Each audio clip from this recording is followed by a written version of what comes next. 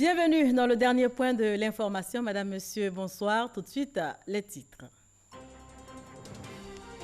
L'axe Mans-Zoonien, bientôt réhabilité. L'annonce a été faite par le Premier ministre Amadou Gon Coulibaly. C'était lors de la cérémonie d'inauguration de l'usine de lixification d'Or Diti.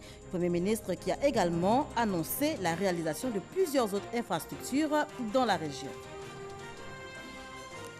Le renforcement du climat social en Côte d'Ivoire, quelle implication de la jeunesse? Thème au cœur des échanges entre le ministère de la Promotion de la Jeunesse et de l'Emploi des Jeunes et les membres de plusieurs associations de jeunes de Côte d'Ivoire.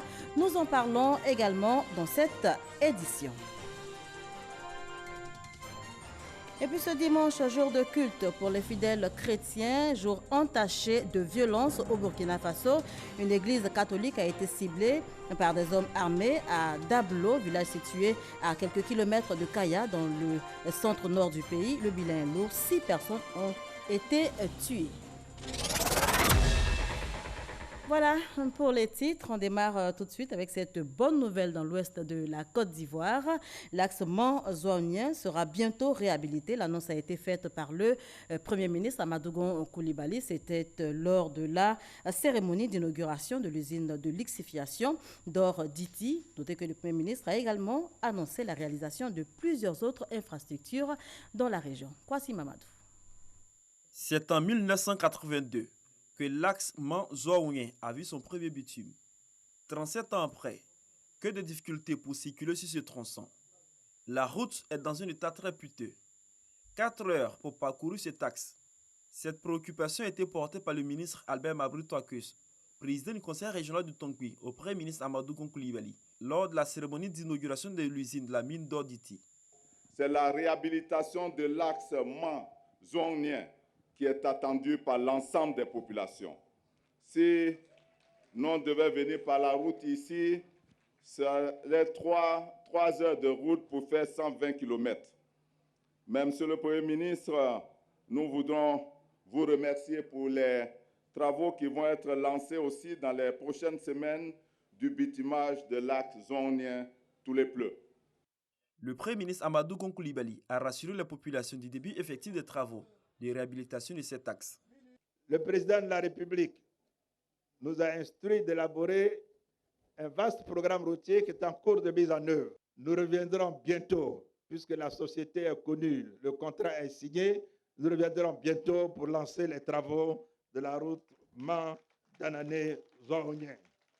À cette occasion, cette entreprise pourra donc effectuer les travaux de voirie nécessaires au niveau de Zoonien. La route n'a pas été le seul problème abordé. Le Premier ministre a également exhorté la population au renforcement de la cohésion sociale et à la paix, gage de développement des régions du Tongui et du Kavali. Je vous recommande de saisir en toute situation le préfet, qui nous rendra compte de vos difficultés afin que des solutions appropriées soient trouvées. C'est important d'insister sur cet aspect pour que plus jamais des questions de violence ne puissent ressurgir dans votre région. Quels que soient les conflits, quelles que soient les difficultés, faisons en sorte de préserver la paix dans notre pays. Des projets de bitumage sont en cours d'exécution dans le district des montagnes. Il s'agit de l'axe Bloleken-Zoonien, en passant par tout le Pleu, et l'axe Danané frontière de la Guinée. Carmen Mireille Doumbia, directeur de l'information et de la communication, porte-parole de l'Assemblée nationale, était ce dimanche sur le plateau du 20h, porteuse d'un communiqué relatif à la situation qui prévaut en ce moment au sein du Parlement panafricain et du Parlement de la CEDEAO. Un communiqué que je vous propose à présent d'écouter. Depuis quelques jours, certains journaux titrent sur un supposé malaise au sein de la délégation de la Côte d'Ivoire au Parlement panafricain en Afrique du Sud et au Parlement de la CEDEAO à Abuja, au Nigeria. Ce qui est lu dans la presse et les réseaux sociaux fait croire que cette situation serait le fait du président de l'Assemblée nationale de notre pays, M. Amadou Soumaoro. Il faut retenir ceci. Concernant le Parlement panafricain en Afrique du Sud, à l'instar des 54 pays siégeant au Parlement panafricain, la Côte d'Ivoire doit y être représentée par 5 parlementaires. La Côte d'Ivoire n'avait pas encore de Sénat. Il a toujours été représenté depuis 2012 par 5 députés qui ont déjà prêté serment, l'un en mars 2017 et 4 en mai 2018. Ceux-ci ont donc été invités le 16 mars 2019, conformément aux dispositions réglementaires du Parlement panafricain, à participer à la présente session ordinaire. Une fois en Afrique du Sud, la délégation a été informée que 2 sénateurs ivoiriens ont été désignés par le Sénat sur invitation du président du Parlement panafricain, créant de ce fait une surreprésentation de la Côte d'Ivoire. À la réunion du bureau du Parlement panafricain, le samedi 4 mai 2019, le secrétariat a suggéré au président du Parlement panafricain de référer au texte et à la jurisprudence en la matière. En effet, quelques années auparavant, le Cameroun et le Kenya avaient connu une situation similaire et donc, conformément au règlement, le Parlement a demandé aux membres du Sénat de participer à la session en tant qu'observateurs. Le président du Parlement panafricain, l'honorable Roger Nkodo Dang, en a décidé autrement. Il a fait prêter serment aux 2 sénateurs ivoiriens le lundi 6 mai 2019 sans que leur dossier n'ait été endossé par la commission permanente des règlements en charge de l'accréditation des candidatures. Le mardi 7 mai, lors de la séance plénière, les députés du Parlement panafricain ont dénoncé la dite prestation de serment et ont purement et simplement demandé son invalidation, car elle viole les textes de l'institution et ignore la jurisprudence. La plénière a adopté cette décision. Mais le jeudi 9 mai, la plénière, ayant constaté la présence des 10 sénateurs ivoiriens dans l'hémicycle, n'a pas validé leur participation aux travaux. Au regard donc de ces faits, nous infirmons toutes les allégations à l'encontre du président de l'Assemblée nationale de Côte d'Ivoire, M. Amadou Soumaoro, qui n'est lié ni de près ni de loin à cette affaire. Le Parlement panafricain, en tant qu'organe de l'Union africaine, est une institution indépendante qui siège et prend ses décisions en toute liberté, la plénière étant souveraine. Il est à préciser que, contrairement aux écrits de certains médias et presse en ligne, la délégation de la Côte d'Ivoire n'a à aucun moment demandé au Parlement panafricain de désigner 3 députés sur les 5 présents pour occuper les sièges du pays. D'ailleurs, cela aurait été une immixtion inacceptable et une violation flagrante du règlement intérieur de l'institution. Concernant le Parlement de la CEDEAO à Abuja, le Parlement ivoirien est représenté au sein de ce Parlement par une délégation de 7 députés qui ont prêté serment en février 2016 et en mars 2019 au titre de la présente législature qui court jusqu'à la fin de l'année 2019, article 18.2 de l'acte additionnel.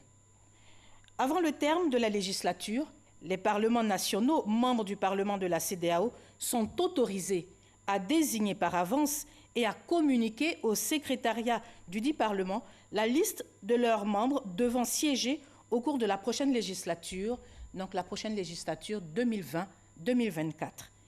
Ces désignations se font dans la dernière année de la législature. C'est donc conformément aux dispositions des textes réglementaires régissant le Parlement de la CEDEAO que l'Assemblée nationale de Côte d'Ivoire a déféré à cette exigence en désignant ses députés devant siéger lors de la prochaine législature. Au nombre des députés désignés figurent des députés dont le mandat au Parlement de la CEDEAO est renouvelé.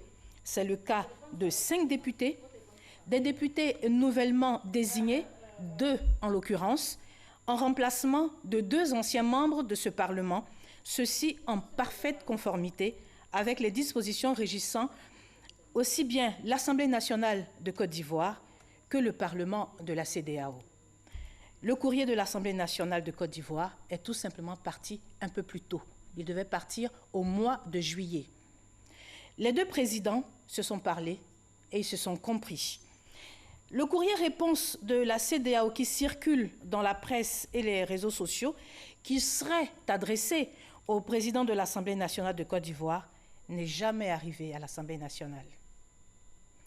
Pour l'Assemblée nationale, ce courrier n'existe donc pas. Le registre de services courriers en fait foi. L'Assemblée nationale de Côte d'Ivoire est la deuxième institution de notre pays. Le Parlement de la CEDEAO est une institution importante de la sous-région. À ce niveau de représentation, il existe des canaux officiels de transmission de correspondance. On se comprend. L'Assemblée nationale de Côte d'Ivoire demande donc aux médias de faire preuve d'équité, de responsabilité et de professionnalisme dans la recherche et dans le traitement de l'information afin d'éviter de telles allégations qui ternissent l'image de nos institutions et de notre pays, la Côte d'Ivoire. Fait à Abidjan, le 12 mai 2019, l'Assemblée nationale. Je vous remercie. Et on change complètement de sujet à présent dans le prolongement du traité d'amitié et de coopération entre la Côte d'Ivoire et le Burkina Faso. Une délégation d'étudiants de l'Institut des sciences et techniques de l'information et de la communication du Burkina Faso sera bientôt ici même à Abidjan. Des étudiants qui partageront leur expérience avec leurs pairs de l'Institut des sciences et technique de la communication, ISTC Polytechnique d'Abidjan. Et bien dans le cadre des préparatifs donc, de cette visite, le ministre de la Communication, Sidi Touré, a présidé une rencontre. On en parle avec Franck Kouadio. Les étudiants de l'Institut des sciences et techniques de la communication ISTC Polytechnique d'Abidjan et ceux de l'ISTIC, Institut des sciences et techniques de l'information et de la communication du Burkina Faso ensemble bientôt sur le sol ivoirien pour une visite d'imprégnation des étudiants burkinabés. La réunion préparatoire est présidée par le ministre de la Communication et des Médias, Sidi Touré. C'est un motif de fierté parce que ces étudiants viennent certes s'imprégner, mais aussi partager leurs expériences avec les autres étudiants ivoiriens. C'est toujours un moment agréable. J'ai trouvé utile de les recevoir pour m'en informer, mais surtout que les dispositions les meilleures soient prises pour accompagner cette délégation qui viendra en Côte d'Ivoire dans quelques semaines.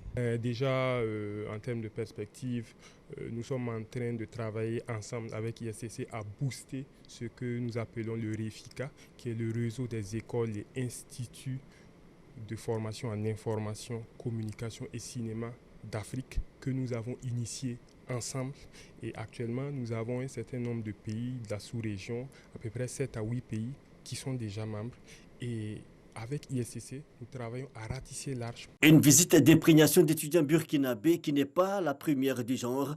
L'ISTIC et l'ISTC sont en partenariat. L'action s'inscrit dans le prolongement formel du traité d'amitié et de coopération entre la Côte d'Ivoire et le Burkina Faso.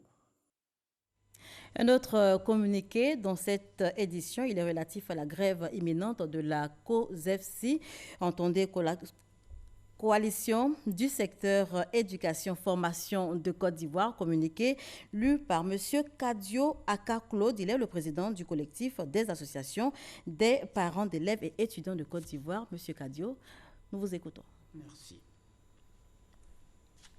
Déclaration du collectif et des associations des parents d'élèves étudiants de Côte d'Ivoire, KPESI, portant sur la grève projetée par la coalition du secteur éducation-formation de Côte d'Ivoire, COSEPSI, le mardi 14 mai 2019, en dépit des négociations en cours et du cadre renforcé mis en place par le gouvernement. L'éducation est au cœur du développement économique et social de notre pays, la Côte d'Ivoire. Ainsi, l'éducation de nos enfants, des générations futures, constitue un enjeu majeur de premier rang pour les enseignants, pour les parents et pour la nation tout entière. L'année scolaire 2018-2019 a été fortement perturbée par une longue grève depuis février 2019 qui a duré plus de 2 mois. Les élèves étudiants ont subi de plein fouet les effets nocifs de ces arrêts et perturbations de cours qui prédisposent à des résultats de fin d'année moyenne, médiocres, voire catastrophiques. Sous la haute autorité et la présence effective de son Excellence, Monsieur le Premier ministre, ministre du Budget et du Portefeuille de l'État, accompagné de 6 autres ministres, dont le ministre de l'Enseignement supérieur et de la Recherche scientifique, le ministre de l'Éducation nationale, de l'Enseignement technique et de la formation professionnelle, du ministre de la fonction publique ont reçu l'ensemble des syndicalistes, y compris la COSEPSI, le 5 avril 2019 pour trouver des solutions aux revendications nouvelles portées au gouvernement. Le chef du gouvernement a instruit les ministres concernés à s'impliquer davantage pour conclure des négociations dans le cadre de la trêve sociale signée pour une durée de 5 ans. Suite à cette rencontre, le mot d'ordre de grève de la COSEPSI a été suspendu. Dans cette dynamique de dialogue et de négociation initiée par le gouvernement, le ministère de l'Éducation nationale, de l'enseignement technique et de la formation professionnelle a organisé un séminaire cadre de négociation à Grand-Bassam du 10 au 12 avril 2019 avec tous les protagonistes des revendications syndicales du primaire et du secondaire.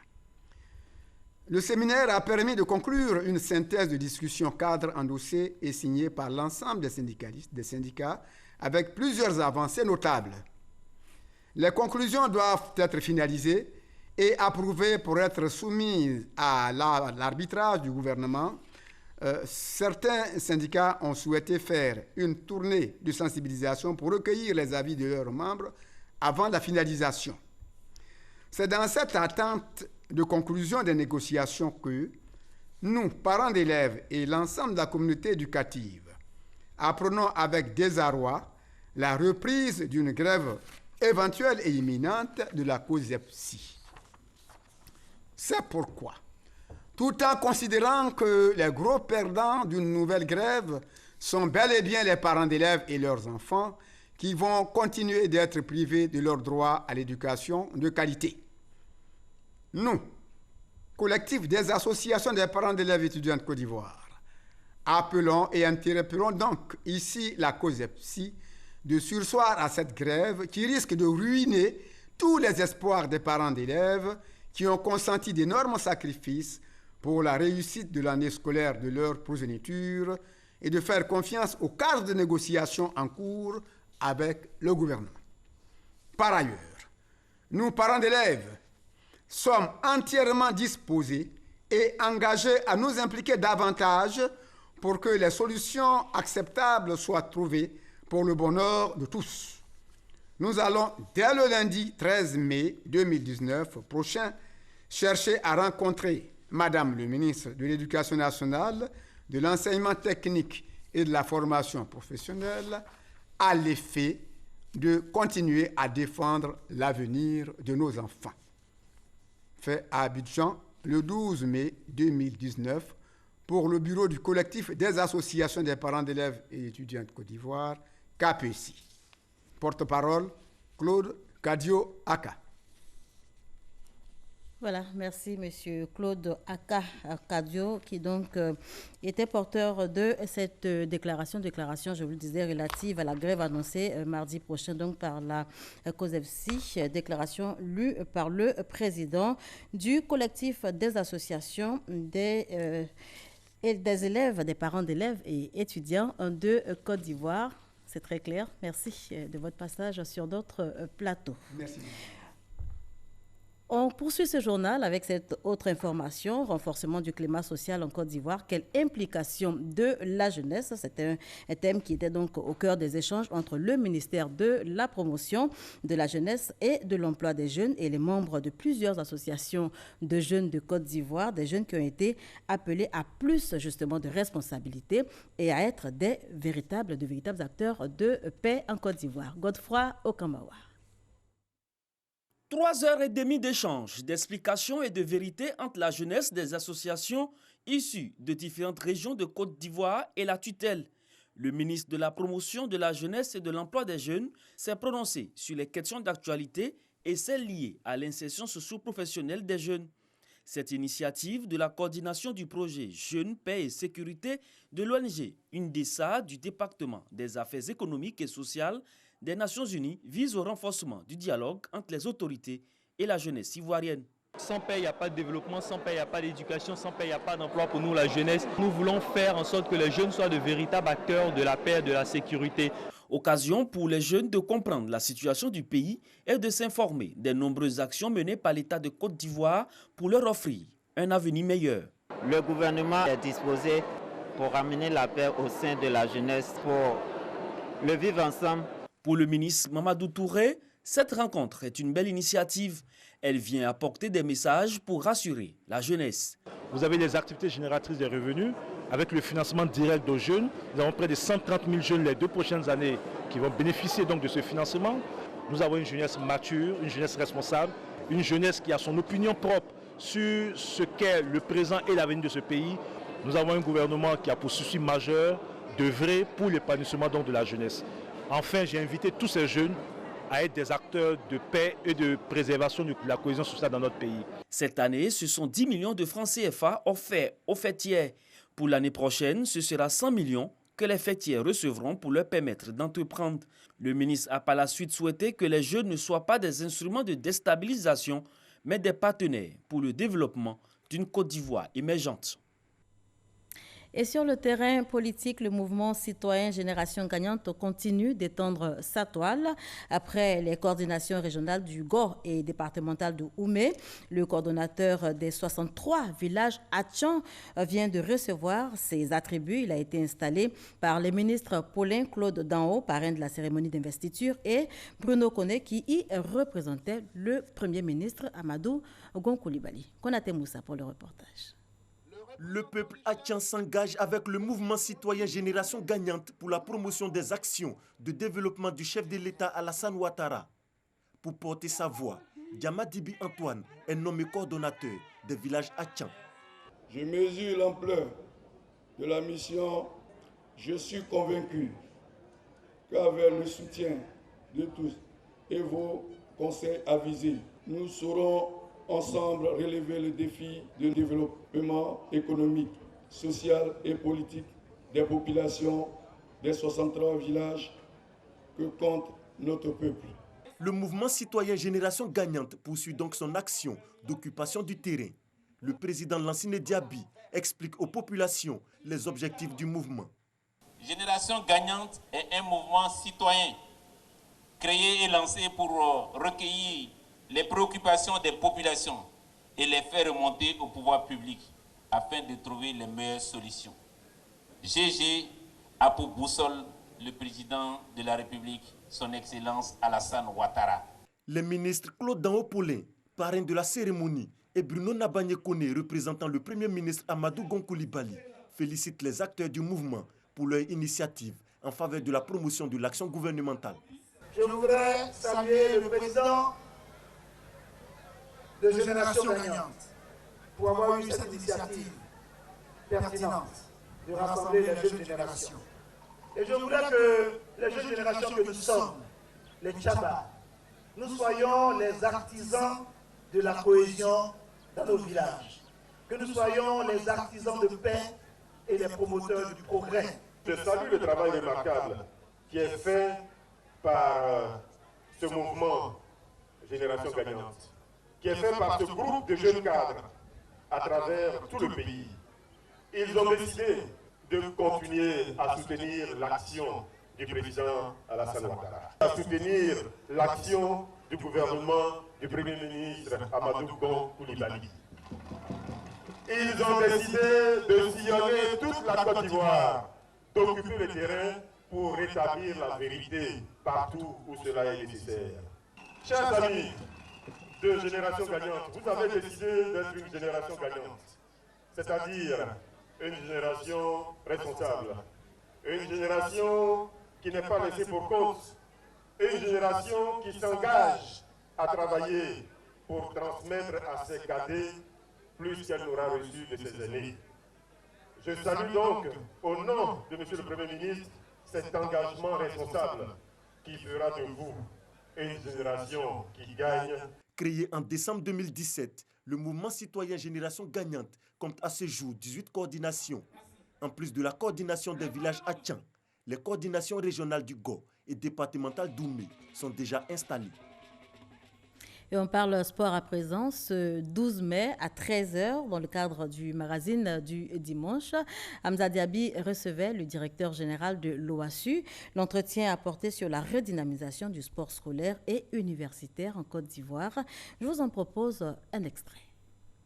La population scolaire a augmenté, j'allais dire, de façon exponentielle, alors que les moyens dédiés à ce secteur sont allés en sens inverse. Tous les avantages qu'il y avait également autour de la pratique sportive à l'école, que ce soit au niveau des internats, au niveau des bus pour les étudiants, tous ces avantages-là ont disparu. Déjà, la mission actualisée de l'OASU, c'est la relance du sport à l'école. Ça a été de restructurer l'OASU pour le rendre apte à la mission. Il est parti donc d'une direction, une seule direction avec 2 sous-directions, à une direction générale, 4 départements pour couvrir véritablement la mission. Le réexamen et la redéfinition du format des compétitions. Nous avons également procédé à la formalisation du mouvement sportif. En 2012, il n'y avait qu'une seule association créée conformément aux dispositions des textes en vigueur. Et aujourd'hui, nous en avons 4674. Donc, c'est un mouvement formel avec ces associations, avec 3 fédérations, dont une par ordre d'enseignement et 112 ligues réparties sur toute l'étendue du territoire. Et dans le format de compétition également, nous avons des jeux qui durent 7 à 10 jours. Ça, c'est une nouveauté. Il y a un programme de réhabilitation qui est en cours, qui a été décidé par le gouvernement, de près de 4 milliards pour relancer un peu, réadapter ces infrastructures à la pratique. Et sur toute l'étendue, il y a 25 établissements de Côte d'Ivoire sur toute l'étendue du territoire qui sont identifiés pour avoir leurs infrastructures réhabilitées. Hors de chez nous, ce dimanche, jour de culte pour les fidèles chrétiens, a été entaché de violence au Burkina Faso. Une église catholique a été la cible d'hommes armés à Dablo. C'est un village situé à des kilomètres de Kaya, dans le centre nord du pays. Le bilan est lourd. 6 personnes, dont le prêtre, ont été tuées. À présent, le point de l'actualité internationale de la semaine, ce sera avec Soro Wodjontele et Abou Sanogo.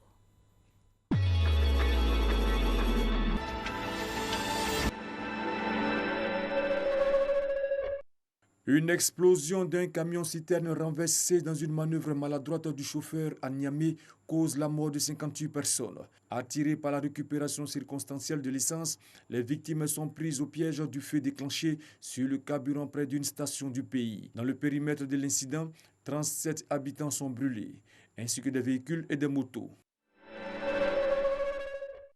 Évasion d'Évariste Ilunga et de Tchiani en République démocratique du Congo. Mardi, les principaux accusés du maître des experts onusien Michael Sharp et la suédoise Zaida Catalan se sont échappés de la prison de Kananga, située dans le centre du pays. Ilunga et Tchiani ont profité de la faille occasionnée par un mouvement de plainte des prisonniers et d'une baisse de vigilance de la sécurité. Révision constitutionnelle au Togo. Mercredi, les députés togolais ont adopté la nouvelle constitution du pays. Cette validation offre une possibilité de 10 ans que Faure Gnassingbé pourrait passer au pouvoir. L'opposition a réagi au caractère des tests légaux qui ne prennent pas en compte les anciens mandats présidentiels et instaurent le départ de zéro. Le président de la République est élu pour 5 ans, renouvelable une fois. Le mandat des députés est rallongé d'1 an, avec désormais 6 ans.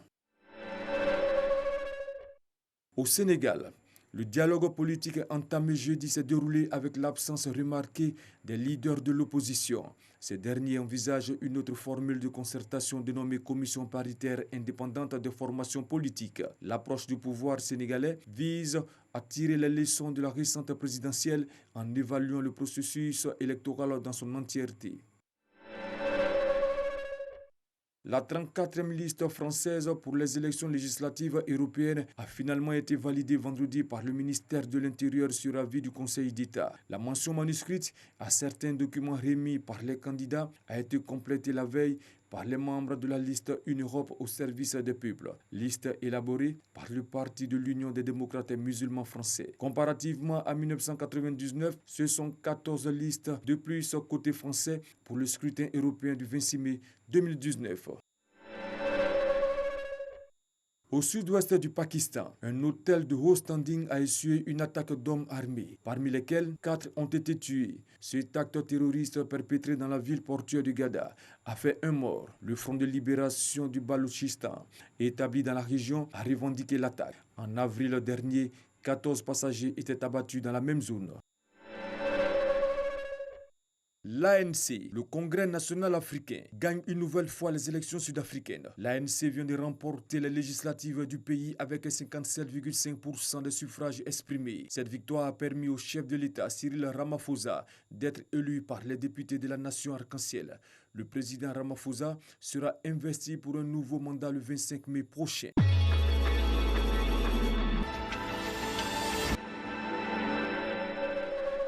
Voilà, commentaire de Abou Sanogo qui met un terme à ce journal. Merci de l'avoir suivi.